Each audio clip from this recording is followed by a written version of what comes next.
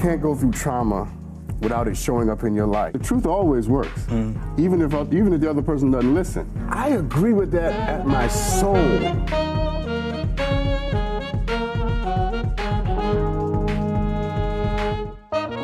Hey people, welcome back to another chapter of the Book of Sean. Thank you for tuning in tonight. As always, I have two extraordinary guests with some incredible stories. They have accomplished much and they have a lot to say. We're going to look into their lives. We're going to listen to what they have to teach us and journey with them tonight. You guys know, I like a good story, and I like people who are able to tell their stories in such a way that they illuminate us, they inspire us, and yeah, they challenge us, because we see in their mistakes and in their successes what we are and what we can be. Tonight is no different. Monifah is here tonight. I love saying her name, by the way. She's here tonight, and we're going to talk to her first, and then later on, KD McNair is back. He's a friend of the show. He's been here before. He's back with a new book. We're going to talk about his book, but Monifah's my first guest. We're going to talk about her music, her journey, her life, what she's learned. I already love her. I'm just telling you now. If I love her, you people got to love her. She just has a great spirit.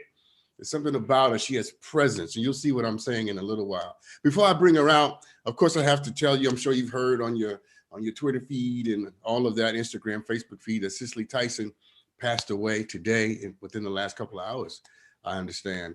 And so tonight we're mourning the passing of the great, the incomparable, the indomitable Cicely Tyson. She died at 96 years old. My, what a run. That's a run, you know? 96 years old. And when people pass away at that age, we never celebrate the fact that somebody dies, but we do celebrate the fact that somebody is free from the burdens of life, the cares of the world. No more sickness, no more COVID, no more betrayals, no more disappointment. She's free. And we've lost a great actress, but we've gained an ancestor, and we honor her. How fitting it is that a woman who has such a pivotal role in Roots, that great, TV series that all of us watched when we were younger, of a certain age anyway. She was a part of that experience and that celebrated ancestors, and now she's one of them. And we honor God for her and for her life.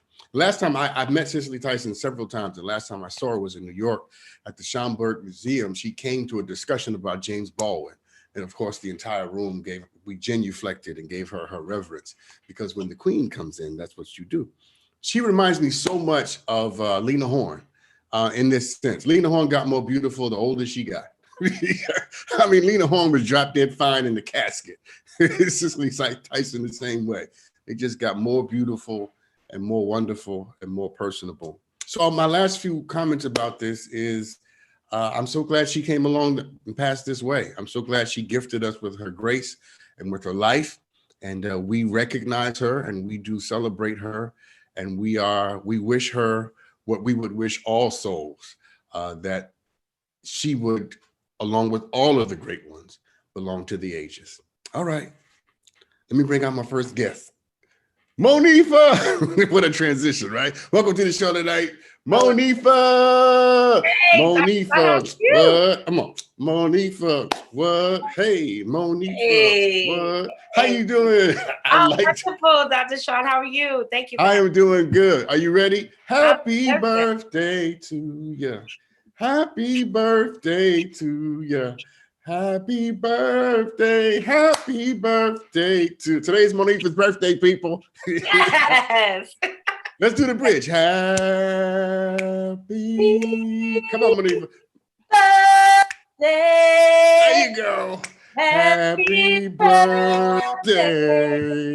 Happy birthday, Monifah. Thank you. Thank you so much. It's a blessing. I'm 49 years young and experienced. You look great, by the way. Well, thank you. You know how we do. You know how it's. You must say you don't look a day over 35. Well, thank you, darling. And I don't feel it either. Praise the whole universe. God, you know what I mean? Right. He is all of it, right? Right. Well, I'm with you on that. Praise whatever's up there. Thank you. Everybody, all of it. It's all him. So let me ask you, because I'm going to ask you about your birthday a little later. I have some very specific questions about that, because I do want to celebrate that. But I want to start with this. Tell me, what's the best thing about being you? What are some of the best things that you get to do because you're you? Laugh. I have been blessed with a sense of humor And I really feel blessed about that. Like I am appreciative, thankful, and grateful for the fact that I have a great sense of humor and I don't take myself that seriously. I can laugh at myself. I Mm. can yeah, and I can laugh with other people and have it. You know what I mean? That's one of the things. And I think I take that very seriously because I think it spills out into other aspects of my personality and my character. Um, one of the other things is that what? Dang, that was like the first like No, that but kind of that's took up into enough. everything. No, but that's enough because I personally I like being around people who like to laugh. Oh, So that's a great answer all by itself because the inability to laugh at yourself says something about a lack of development in your humanity. It mhm. says to me you take yourself entirely too seriously. Which is a lot of ego. And we See? know that, that's and it's not the healthier part. It's not the healthy side of our ego because there's areas of our ego that are healthy and necessary. And then there are parts of it that aren't and are detrimental to us building, to developing and our character building. So I'm glad. Yeah, no, I'm telling you, I'm just people watching. If you ever have any character trait that you want to judge if it's good or not, ask yourself would Donald Trump do it? I mean, would Donald Trump laugh at himself? No, Yeah, no. And no, he'd and I never do it. beg to let us not let that be any type of barometer for anything that we not even he shouldn't even please no take that back because he should, he shouldn't do we don't even want to that's Right. a whole nother illness like that's A sociopath whole nother illness is all the type best. of other That's stuff the best in sentence my I've heard all day. That's a whole nother illness. yeah I affirm this. So let me ask you this. And this is sort of a strange question, but I ask strange questions. I love it. How do you know when you're happy? What are the signs? What are the signs that you know to look for to tell you when you're in a happy and a good place? How do you know when you're there? Well, before it would usually be induced by something external. Mm, Nowadays, it is me being on purpose to be fulfilled and content because every day you're not gonna we're fluid we have a lot of things going on. There's a lot of external stimulants and things that are happening that really make it necessary for us to have to be on purpose and intentional about our mindset, our the messages we send to ourselves, what we say. I'm on purpose with remembering that I'm here another day, that mm, this is just a journey, and judging it good or bad is where we get. For me, I've learned, for me, I can't really judge it. I try not to judge it. I just move through it, and if it doesn't feel like I want it to feel, I use things in my tool bag to help me get there. mm, Remembering the messages that I tell myself, remembering that this too shall pass. mm, Kind of looking into why something may be making me feel down and checking myself, based on what I know. What I know is that I'm enough. What I know mm. is that I am the steward of this ship called Mo, and I'm in control of it. I'm in control of over what I'm in control over. Anything Mm. else I can't bother with because that'll drive me crazy because I can only do what I'm in control of. And I, that's my thoughts. I love that. I love that a lot. Yes, when I'm in a good place, my eating is under control. My eating is under control. So one of the ways that I know that I'm in a good place, I'm eating right. When I'm not, when I'm not in a good place, You know what? I agree. That is true. That is also true for me. It's not one of the things that I actually it is because I'm an emotional eater, period. So I'm happy food, sad food, mad food. So I have I love, I love to celebrate with food. I'm having a wonderful dinner tomorrow with my friends, a safe dinner, and I'm really excited about that. But yeah, I do take care of myself better. I notice that when I'm not in a good place and I do kind of focus on those things to take self-care, I do begin to step out of whatever I'm in. It's one of the Yeah. things that helps me. So I agree. Yeah. You know, I asked you, I'm going to change gears, but I asked you the question because I want everybody watching to track the signs of your own happiness. Because if you don't know what you normally do when you're happy, then you may be happy and not even know it. Right. You know what I'm saying? So track the signs of your own happiness, track the signs of your own despair, and don't count on other people to give you commentary on things you should already have a purchase and control over. Know yourself well enough to know when you're in a good place, doggone know it. thyself. It's true. Come on, Monifah. Know thyself. See? Yes, like really, that's the base of every healing process for us. Yes. So no, stop for a second. Stop, because I want to fold this part. I'm gonna let you go, but I promise. I want to fold this part into your birthday, okay? Okay. Because today you were born. Today you came from the darkness of your mother's womb. You came from a house hallowed and heavenly into this place. Like this, today marks the day you begin your journey. Yeah. Tell me what makes you glad about this day. I made it here today, 2021. And that absolutely in my life's journey and experiences, all of every single one of them that I won't judge. And I stopped judging, got me to this point. And was there a time when you, I'm sorry to cut you off, but was there a time when you didn't think you would make it here? For in it, no. While I was in it, no. Retrospectively and looking back after I was ready to live the life that I was supposed to live here in the way I was supposed to live it, yes. I look back and say, I don't have to be here right now. It could have ended a whole different way for a few reasons. So, because I wasn't taking care of myself. I didn't know what I know now in the healing. So which is why I'm going to push you a little bit because I want us to celebrate you, and we're going to celebrate your music and your capacity for it. But I also want people to know that this woman that sits before me tonight, that celebrates her birthday with so much joy, because you have joy. You're not just happy, you have joy. We could talk about the difference later. But I want them to know, some of what you overcome, right? Not just the crown, but the cross. So when you say to me tonight that there was a time in your life when you weren't quite sure if you were going to make it, what was going on? I was abusing substance and alcohol. I, straightforward, just cocaine was my drug of choice, which I started later on in life. It didn't start in my 20s. I picked this habit in my 30s, in my earlier 30s.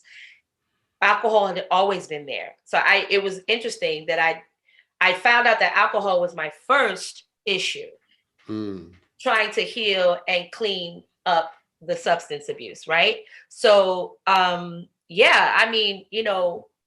and before that, promiscuity, lack of self-worth and making choices to fill voids that I didn't even know were there necessarily, which only kind of stacks the deck, for your wellness, your emotional wellness and my emotional wellness and my mental health, because you make bad choices or choices that don't serve you, and now you're like behind the 8 ball, stacked trying to get through that.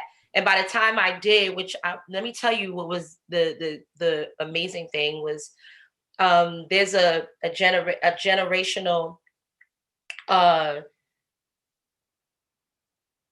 hate the word curse, but there's generational challenges and struggles that I decided to overcome. There's substance abuse on both sides of my family, very ripple effect, right? And so I made the decision my dad died of an overdose when I was 9. My brother, died from complications of AIDS, and he was addicted to crack, and he had gotten himself clean. But, my aunt passed away. I just lost a lot of people that were very important.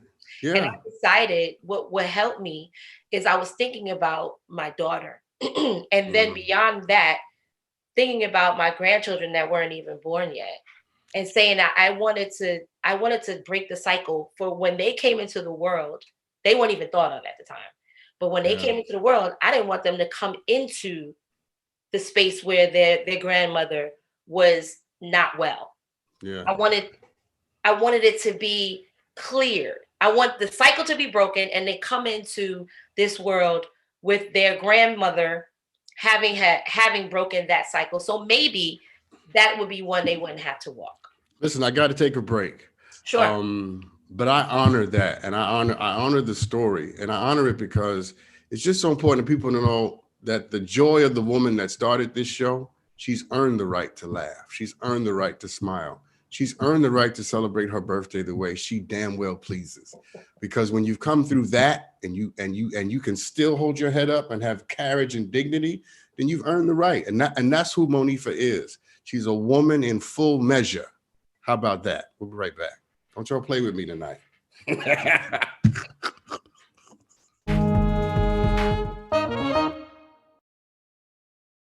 It's interesting, you studied Prince, but then you also worked with Michael Jackson. Fox Soul presents. They always talk about this like rivalry, Prince, Michael Jackson. Established with Angela Yee. I'm totally a Prince fanatic. I know every word, every song, every keyboard lick. I didn't work with him, but he was a friend of mine. Every Thursday night. It's crazy when I went to work with Michael. I walked in the room and saw Jimmy Jam, and I was just like, oh man, Jimmy Jam, oh my God. And he had to be like, oh Dallas, that's Michael.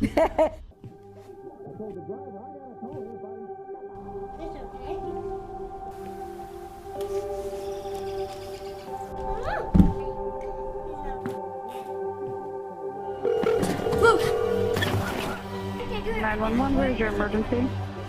Everyone's on their way. What happened? Your friend's not breathing. She's dead? Yes, please get my mom and dad. Oh my God.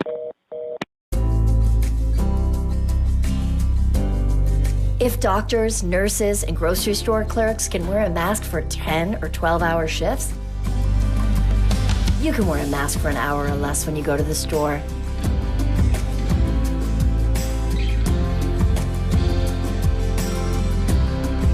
Do your part. Mask up, America. Fox Soul presents. The topics are great, but not as great as my co-hosts, Funky Dineva and Al Reynolds. TGIF. Hey, Ma, the internet is going crazy that you and I are on the same platform. After our history. Every Friday night, 9 p.m. Eastern, 6 p.m. Pacific. Fox Soul is a magical place. Dreams do get made, friendships do get, build back together again. Okay, build you. On Fox Soul.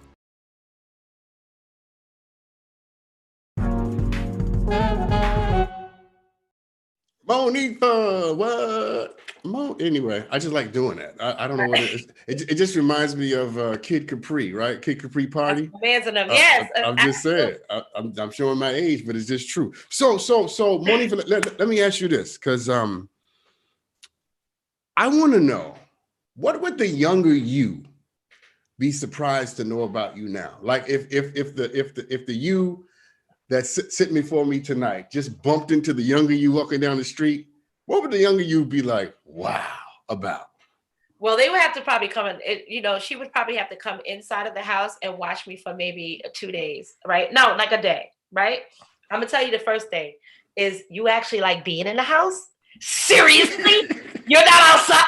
Like, you're not somewhere else? I could not sit, I would have run around, hanging out, and Sundays would be my day where I relax. And and you're crocheting. That's what we're doing. Okay. Yeah, and you're really pretty good.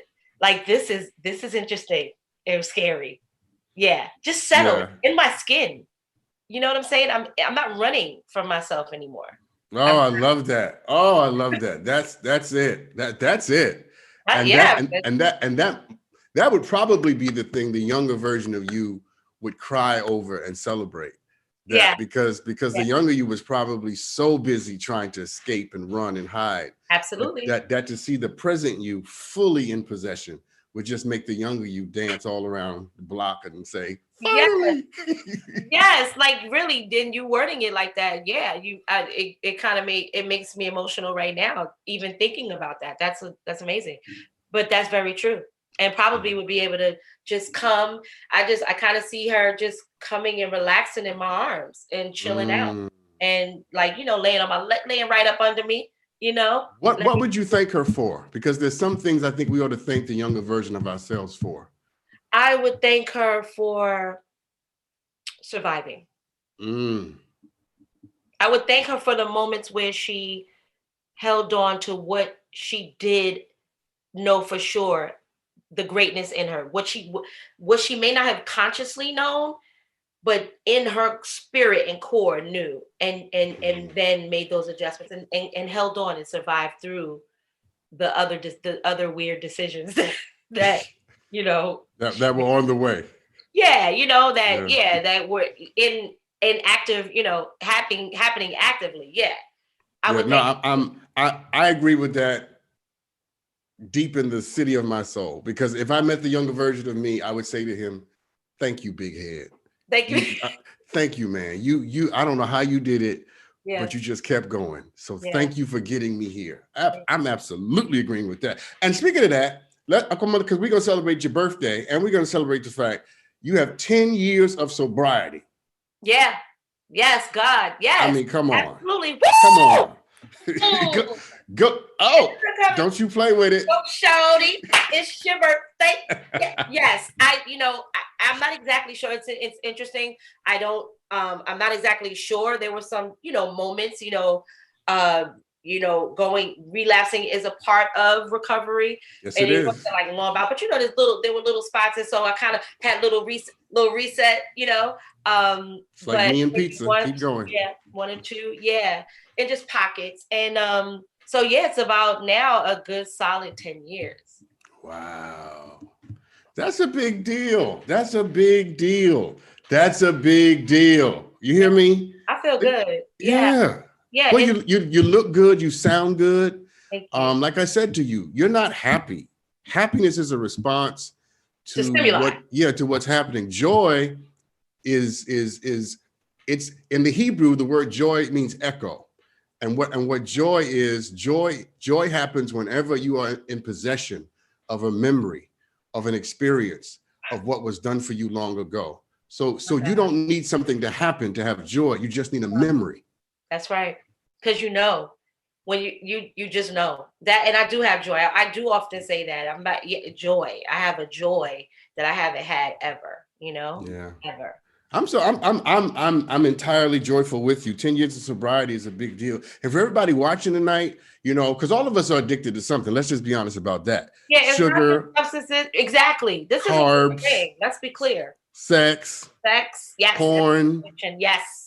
Cognac, cigars. Yes. Okay, that one's definitely me. Cigars. Weed. Some are manageable. Some are not. Yeah. Detrimental to your well-being, in your emotional well-being, of course. But anything that we don't have control over is not necessary. We have to have the ability to have control. And yes, takes you out of your control space. That's when it's an issue. Listen, I'm running out of time, so I got to cover a lot of ground quickly. Give me 3 words, not 3 sentences, 3 words that best describe you. Tenacious, empathetic, joyful. Yeah. I see that. I've been knowing you, 25 minutes. And I totally see that. I love you did that really well. Normally I would ask you why. Well, let me ask you, why those words above all others? How do those words best capture you? Why those words? Well, because I'm definitely a person that puts themselves in other people's shoes. That's just how I relate. And now I have that part under control. I don't over-relate. But I almost said joyful. Joyful because I learned the difference in my journey between joyful and happy and, just content. Yeah.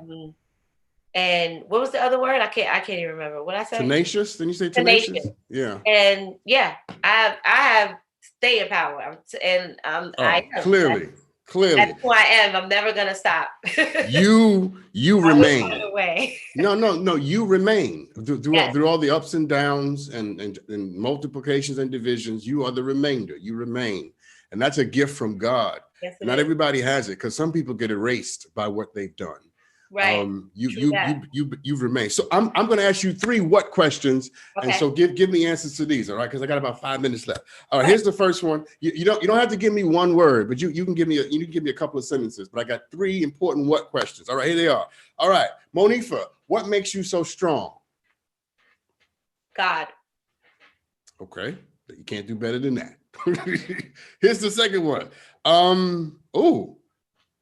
Monifah, what makes you so weak? Self.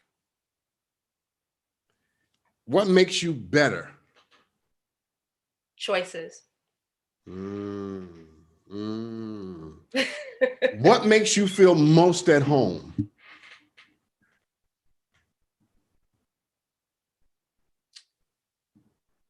Oh, wow. What makes me feel most at home? Mm-hmm. My bed. Not mad at you at all. Ain't nobody mad but the devil. Here's the next one. Who loved you the most? God. Here's my last one with this round. Don't say God. He's not an answer. No, but he did. He did. No. I'm just saying. With my next question. Got it. Yeah, I'm gonna push you beyond God. What saved you? My will. That's good.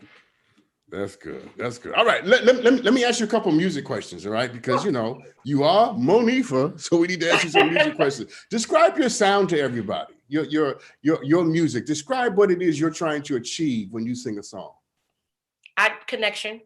I want people to feel what makes me tick. I love to sing. Been doing it since. That is just one of my many gifts, but it's the gift that God chose for me to make an impact. So it's about connection for me, and sharing and reciprocity in that process, because I'm not only giving, I'm receiving as well. Yeah, no, that's a great response and a great answer. I guess it makes me wonder, how would you describe the sound though? Who are you like? It's an unfair question. Yes, it is, and so, but I'm gonna keep going though. Okay, I'm cool. It's fine. Who are you? Not you as a person, but your sound. Right. Like who would it remind us of to hear you sing? I have heard a few people. I don't personally think it's any one person in particular, or I don't hear anything. What I really feel like my tone is very unique. Like if you hear me, it's me singing. Like that sounds like Monifah. That you know what I'm saying? I agree with that. Hear anybody that has the same tone. It's interesting. But as far as people, I can give you heavy influencers. That's a much better question. Go ahead. Tina Marie is one of my influences, like heavy. I just feel Luther is, and it's not just female singers; it's male singers. I love Shaka. I thought I was Shaka when I was Shaka for Halloween at ages 4 and 5. That's my girl. That's my lady. And the Whispers, the Spinners, like these are the groups that I would play and sing along to in the house. And all of them have original sounds. All of them have distinctive sounds and voices. Yeah, and just like you, Philippe. When you hear Philippe, you know that. That's you know what I'm saying. Same thing with Shaka. Same thing with Tina Marie. Here's my last question for the night, because regrettably, I'm out of time. Although I could talk to you for 3, I know exactly. I could talk to you for 19 hours and probably not notice. Yeah, I see that. I can too. Yeah, we connect. I don't. And plus we both got on black, so I don't know what that is. Have me back. But tonight there's some young artists that are watching, Give them some advice. Keep your independent property. You don't need to sign to a label. You don't have to at all. The world is at your fingertips and you can do this. You just have to be focused and be clear of what your vision is and where you want to be in your career. Because now your career is not just about sending out music. It's a whole thing. It's music. It's branding opportunities. It's merchandising, everything. What is your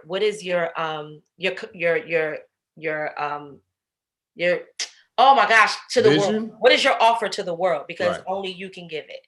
So, and you hold on to it. You don't need anybody else, no label, no 360 deals. I'm just going to say that. You don't need any 360 deals. You can do this on your own, period.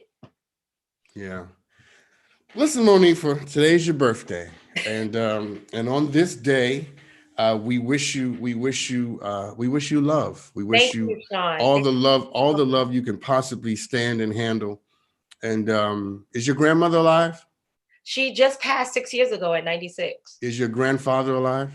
No. All of my grandparents are on my shoulder, and no, that's fine. That's fine. And your father passed away, right? Yeah, my mom is still with me. So I'm going to assume his voice, and if he was here, he would say this to you.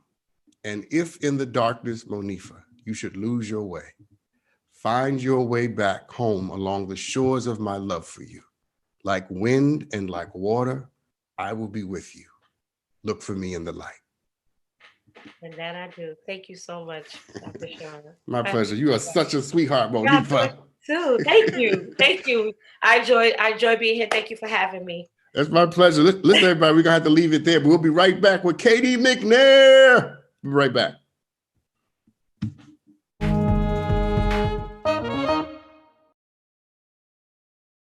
There's 2 people on my comic list that I'm gonna knock off on this golf thing. Fox Soul presents I'm coming to your ass because I know y'all get in. Later with Leon. Do you play? Yes, I picked up the clubs last year, dog. During the quarantine, I didn't have time to sit in the house with the little fake grass. Every Monday night, 10 p.m. Eastern, 7 p.m. Pacific. Well, you know, they call me the ghetto Tiger Woods. I know. They call me Inglewood. I get it. On Fox Soul. STEM is the discipline of hard numbers, precise, no margin for error. Dare to forget that. Dare to have fun with it. Get weird with it. Dare to get messy or just mess it up. Dare to program something internet breaking, record breaking. Dare to blow their minds. Dare to try. Dare to fail. Dare to keep daring. Dare to learn the difference between organic, sedimentary, and non-foliated metamorphic rock. Get outside, find those rocks. Dare to be homeroom famous, a high school fable. Dare to send those old STEM theories flying past the neighbor's house into outer space. And for the love of STEM, dare bigger. Dare to code, dare to invent, dare to explore, dare to STEM. Check out She Can STEM to get started. It's about to be a vibe, y'all.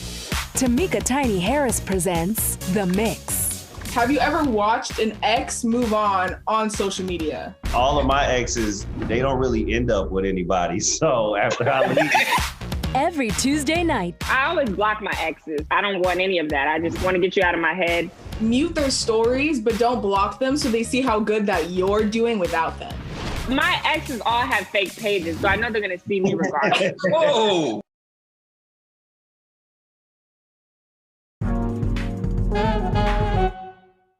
Welcome back, everybody. How can you not love Monifah? All right. This is like, come on. She's amazing. What an amazing spirit in person.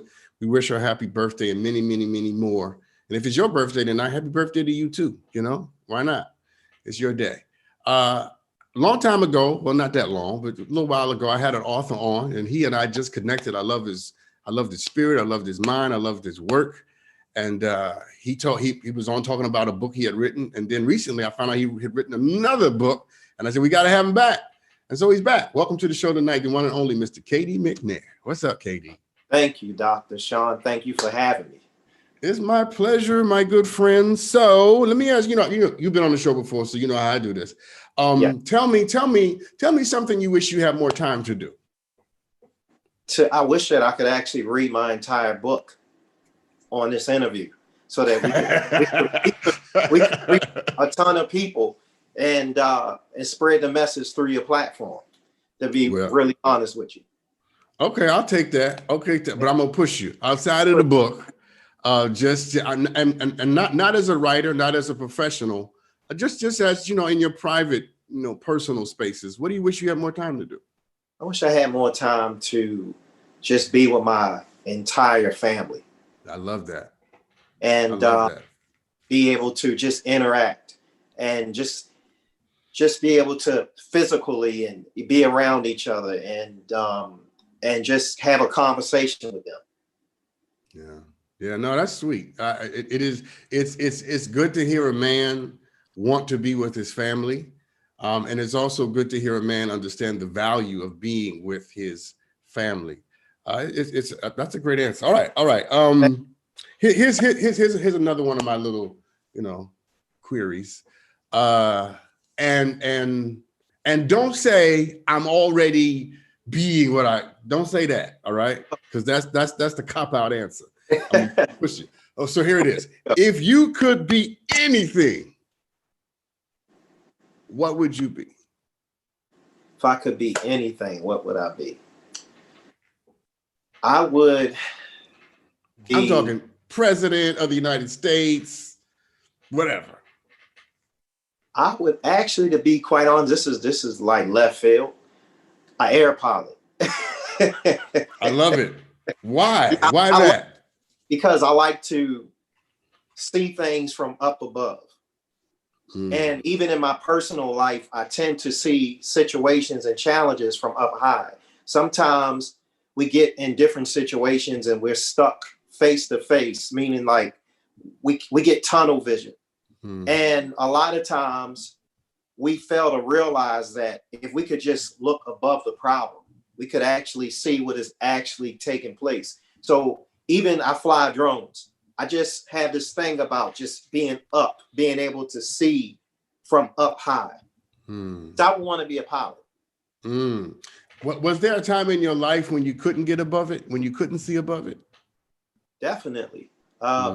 It was many a times. And even at this point where I'm at now, where I've worked on myself, I put a lot of time into myself. We still have those moments. I know I have them where sometimes you just get against the wall and you go, this doesn't make sense. Yeah.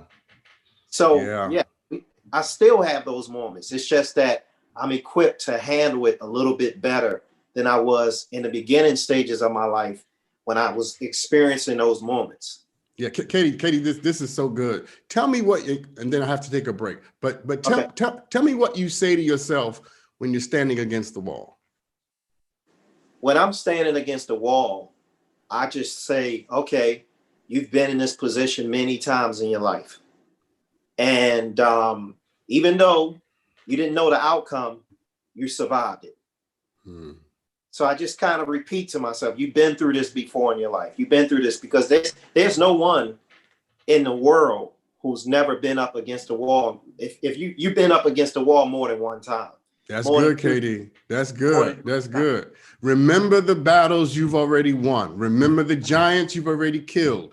Remember all the times you walked on water before you got here. And what I hear you saying to us is that when your back is against the wall or your face is against the wall, tell your own story to yourself.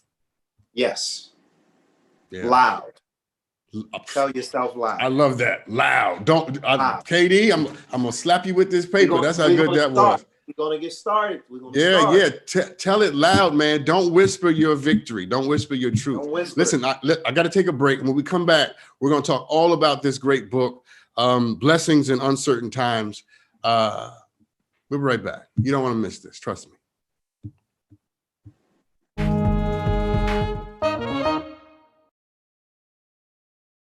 White people, y'all been ghetto for a minute, but y'all been showing y'all entire asses for Donald Trump on his way out. Hollywood Unlocked Uncensored. All them little racists that's running there with fatigue on in the city. Why are you wearing camouflage and you in the city? What are you blending into, dumbass? Every Friday, 10 p.m. Eastern, 7 p.m. Pacific. Betty White is turning like 99 years old. I know she is like, Lord, just go on and take me out of here. This is just too much. Show me where Blanche at. Where is Dorothy and Sophia? Because these hoes is going crazy out here.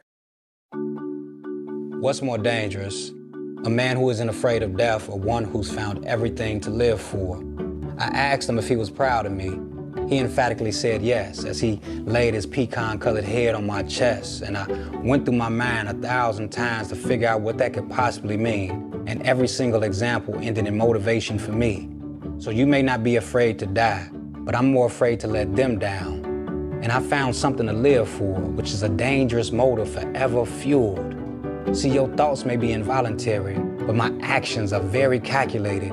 I was a man with a plan, but now I'm a dad with a decree, and you can't take that from me. My sons ain't raised by no coward, and they won't be one either. If this be the measure of a man, the yardstick gonna need way more meters. I take it too far, so they never come up short, because I found everything to live for.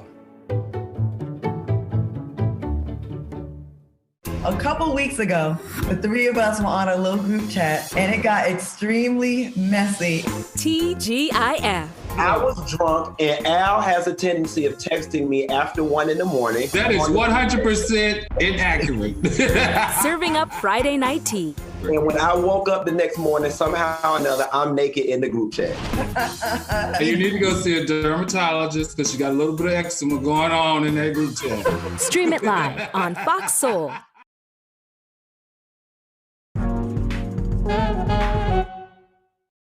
Welcome back, everybody. We're talking to KD McNair. And KD, you've written this extraordinary book, Blessings in Uncertain Times. Before we climb into the details of the book, I want to talk to you just a little bit about the inspiration that produced it. So what inspired you to write this? Where does this book come from? Actually, the first time you and we did an interview in the beginning of the pandemic, it was last year. And we actually did the interview in the beginning where no one understood this virus at all. We had no information. People were Lysoling their arms and neck. And I came on the show and I mentioned to you that this season is forcing us to switch roles with people who live on restrictions every single day. Because at the beginning of the pandemic, so many people had to downsize. A lot of people had lost their job. A lot of people had to go without. A lot of people were so used to their normal lives of going out to eat every single day and traveling and just being out. And I said something to you that this season is forcing us to switch roles because there are people who live on restrictions every single day. There are people who may not be able to go to a restaurant because they don't have the finances.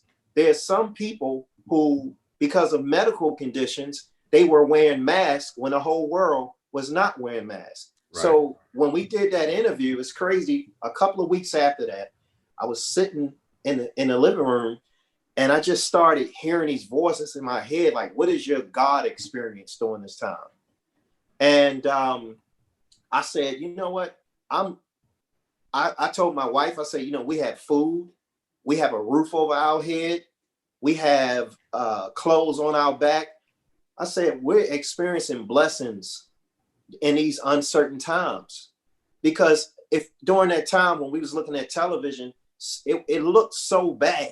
So many people were in food lines and trying to figure it out. It was just a nightmare. And we started looking at the little things that we sometimes take for granted.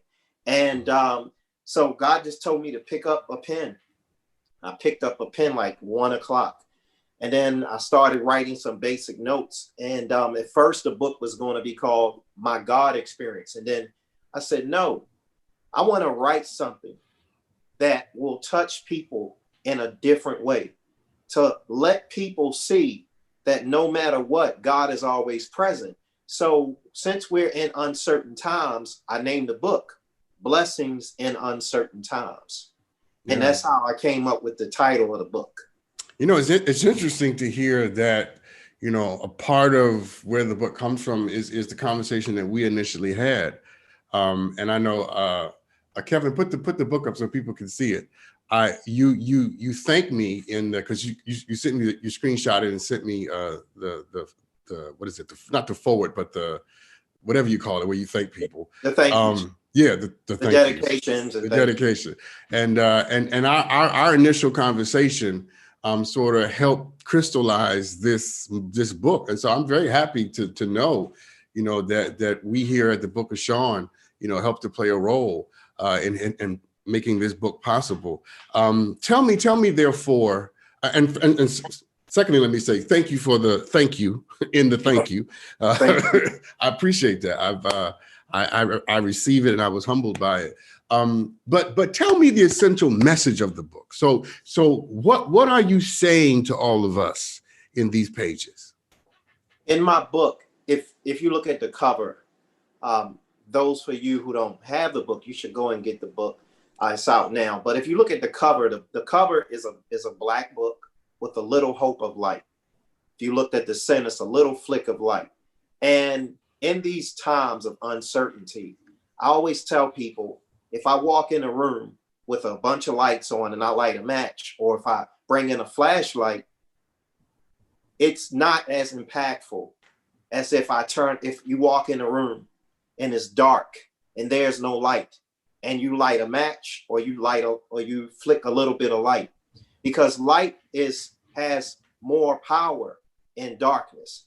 So my book, the message in the cover is symbolic.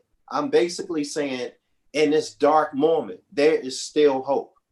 There can still be blessings in uncertain times, if you could just have the faith and believe that God is always present.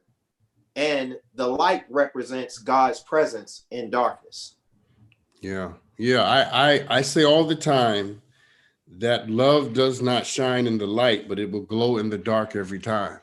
And yes. You don't know that you're in the presence of love until somebody makes a mistake. As long as all the bills are paid and everybody's agreeing on everything, you don't know it's love yet. But you know it's love when somebody messes up, and I have the right to leave you. I have the right to pour some hot grits on your ass. But I choose you find that little bit of hope in that crazy situation. Yeah. My point is, I absolutely agree with that. We need light, not for light. We need light for the darkness. And for those of us, and respond to this, Katie, when I'm done. For those of us who claim to be believers, or we're people of faith, or we're positive thinkers, we do yoga, we meditate. You did all of that for this moment. All of that was for now. It wasn't for when your bills were paid. It wasn't for when everything was going well. Everything that you believed was for when it was hard to believe it. Yes, that's powerful. That's facts. In my book, I talk about spiritual fitness.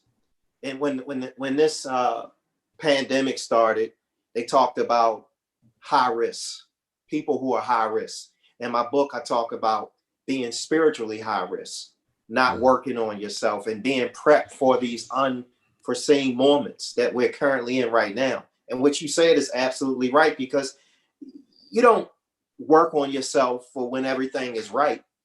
You will not even know your strength and how far you've come until you face obstacles again in your life. You can work out, you can eat right, you can sit in the park, you can meditate, you can pray, you can do everything. But when the lights are turned off, that's when you truly understand and truly know how much you have invested into yourself. That's right. That's right. That's when you find out and you separate, and they say the boys from the men. That's right. Kevin. Katie, I'm Kevin. Katie, who are you at 3 o'clock in the morning? Where's your faith then? Where's your faith when you don't have the money to pay the bill? Where's your faith when your family's driving you crazy? Where is what you believe when they tell you have COVID? Where is what you believe when you're about to get evicted? Right? That's what it's for. It's for that. It's for those moments, those defining. Every night, KD, when someone comes on the show, I ask almost every night, tell me about your defining moment. And people tell me a whole myriad of things about their lives, and I honor them for doing it. And every time they tell me the story, I think to myself, I've had many defining moments in my life, and the only thing that got me through them was because I believed something before I got there. Yes, preparation. Preparation. Listen, I got to take a break. When we come back, I want to talk about how this book healed you, how it ministered to you, how writing it did something wonderful for you. And then I want to ask you a very important question. I want to ask you what it means to be blessed, because I think we need to help people understand when it is they're actually being blessed, because some of us may be missing it. So let's take this break. Yes. We'll be right back.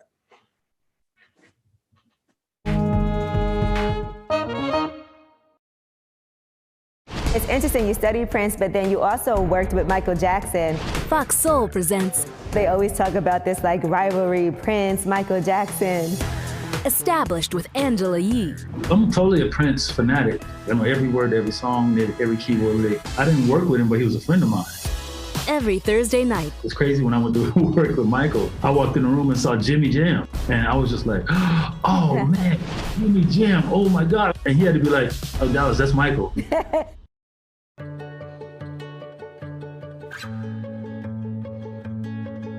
I feel like her heartbeat is like same speed as mine. And I think we have this like deep connection, this heart connection in her heart, that there's room for me and Mom. When I'm holding her, it makes me feel calmer. It's a sensory thing. It's a thing with Asperger's. She's really good with Anya. I've seen adults react to my daughter when she has meltdowns like she's from a different planet. And this little animal just sat next to my child and was just like, it's gonna be cool. She's my superhero. Good job, kitty cat. When we adopted Lucky, we discovered all the wonderful things that make her unique. Lucky's a little bit of a lot of things, but mostly she's pure love. You don't know how many times when I was younger, I asked for money at Waffle House. Tamika Tiny Harris presents The Mix. Just to put on Let Me Love You while I eat this waffle. Every Tuesday night. Earlier in the quarantine, you released your phone number to fans. How many girls have shot their shot at you? This is the most humble way I can say it. Countless. The most humble way you can say it. This is really my number. Just so y'all know, it's not fake. There you have it, ladies. Just hit them up.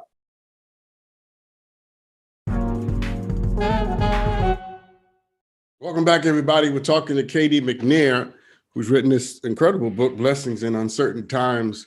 Before we took a break, I told you I was going to ask you this question, so I'll ask you now. What did writing this book do for you, KD?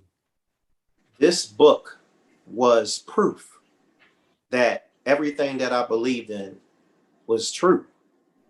For one, when I wrote the book, it was a supernatural experience. And after the book was complete, and I went back to read what it is that I had written, I couldn't believe that I even wrote the book. There was so much message and so much knowledge and wisdom in the book. It just really blew me away. I'm like, did I write this? So this book gave you a revelation. Yes, it gave me a revelation. Yeah, that's important. So let's change gears a little bit, because I want to make sure I cover this. You talk about blessing. You talk about being blessed. And there are a lot of people right now who don't see their lives as containing any of that. Tell us what it means, insofar as you understand it, what it means to be blessed. How do we know that we're blessed? For me, when you speak about blessings, the thing is most people equate blessings with material things. They equate blessings with promotions and rewards and gifts and all of these kinds of things. Sometimes you can be blessed without the promotion, without the rewards, without any of those things. For me, my blessing came in the form of wisdom, because I would walk in a room and it would be so much commotion and pandemonium and no one could even see it. But Katie, can you define the experience of being blessed? I got, you know, what examples of it, but is there a general definition or a general working understanding that people can apply to their lives, so that they can be in different scenarios but still be blessed? What's the working definition for what it means to be blessed? Well, before I answer that, let's think about this. You can be blessed and not even know it. So being blessed also comes with being mature, because you can be extremely blessed, but you're not receiving it. You're rejecting it, because in your mind, based on what it is that you think that you should have, or what you assume is a blessing, you're not ready to accept the blessings that God is giving you. Are you getting where I'm going at with this? No, I got it. So let's say I'm mature, right? I'm mature and I'm ready to receive it. I'll do it this way. My working definition for what it means to be blessed is whenever you're in a situation or you're passing through a season in your life, and something in that experience is provoking you towards something greater, something deeper, something richer, or something truer.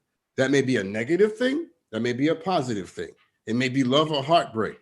But if it adds to the quality and the substance of your life, it has blessed you. Even if you lost a thing, but losing the thing somehow made you a better person, then you've been blessed. Would you accept it as a working definition?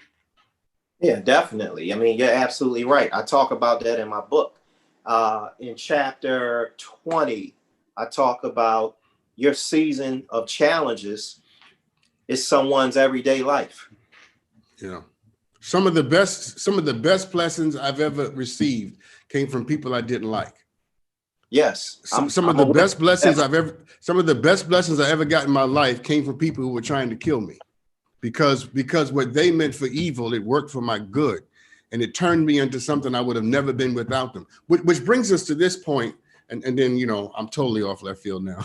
but there's a reason why Jesus called Judas his friend, and he didn't call him his enemy, because Jesus understood that your friend is anybody who pushes you to your destiny. And yes, Judas betrayed him, but he pushed him into greatness. And I just want everybody watching to understand that, you know, that you have to start to see what's going on and see people in your life in the context of your greatness and your destiny. Because the people who may be talking about you, sometimes your enemies have blessed you more than your friends. Yes, and in my book, in the beginning, I talk about blessings in uncertain times. Yeah. I have a chapter where I mention, remember those times when you were sitting in rush hour and you wanted to work from home. Remember, you had those thoughts of starting your own business, but you were a little bit confused and fearful. The pandemic actually blessed a lot of us in ways we could never imagine, because I was actually reading this article. It was 2 young ladies who lost their jobs in the pandemic. It forced them to start a home delivery crab business, and their business is now #1. Had it not been for this pandemic, they would have never jumped out there to work on something that they wanted to do since years ago. Yeah. No, it's. I thank you for that. That's a rich and important story. And what I hear you doing tonight, you're inviting all of us to really look at how this time has made us better, truer, richer, deeper. Because somehow it has. The pandemic is awful, and we're sorry that it's happening. But in the midst of it, in the midst of the darkness, light is still finding a way. Oysters are still suffering pearls. People are still holding hand. Visionaries are dreaming dreams. And entrepreneurs are giving birth to businesses, and authors are writing books. Yes. Diamonds are created under pressure, correct? Well, that's what they say. And clearly the pressure of this moment gave you a diamond. I want to thank you, man. I'm gonna have to leave it there, KD.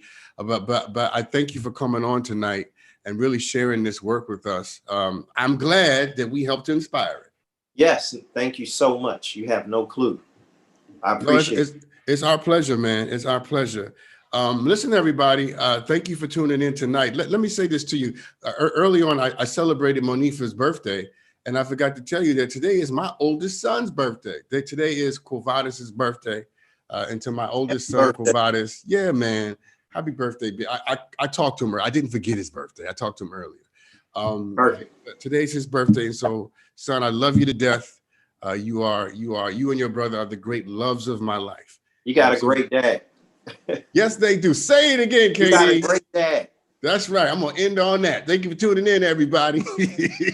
I'll see you soon. Be good to each other, people. And remember, you're blessed, and I love you. How about that?